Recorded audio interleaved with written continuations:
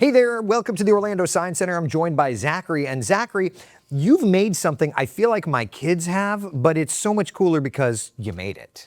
Yeah, so it is all customizable. These are our paper marble roller coasters. Yeah. We make these in the Hive, presented by the Isaacs family. Yeah. This is our Makerspace up on the 3rd floor. And basically, we just have these templates that guests get to design and construct their very own roller coaster, then that the marbles get to run down. There's lots of different track types, wide curves, sharp curves, loop-de-loops, funnels. Yeah.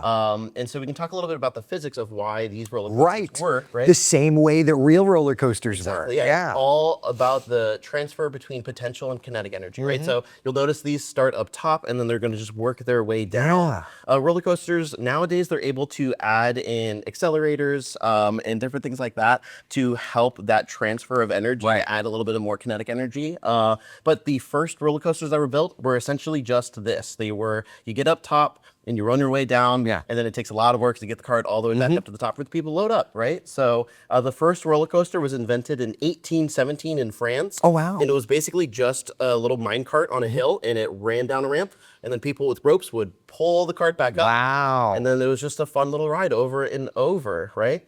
But one of the most important things when you're designing these coasters are these white pieces. This is the truss system, right? This is what supports that height of your coaster. And there's two different kinds of truss systems, and you'll notice those in two modern examples of roller coasters. The first one is our Mako coaster here in SeaWorld. Oh, yeah. And you'll notice that this is a metal coaster, and it doesn't really have like a whole bunch going on compared to our next coaster. There's just these long metal poles. That's a B&M coaster for the nerds watching. Sidebar. Yeah. And so then we also have White Lightning at the fun spot. Oh, wow, right? yeah. And you can see this is our wooden coaster angle, and it has a lot more of an intense truss system. That's because wood is so much more softer than metal. So it needs to help share that load of that tension, that compression, and that torsion. The squish, the pull, and the twist. Those are the three forces that all of this truss system will go through as the heavy cart full of people are zipping around at 70 miles per hour. Isn't that something? I love the fact that using gravity, using physics, and you talk about potential and kinetic energy, gives us a whole lot of fun. Oh, a whole bunch of fun. I mean, it's Orlando, the theme park capital of the world. This engineering is all over, but it takes a lot of engineering, math,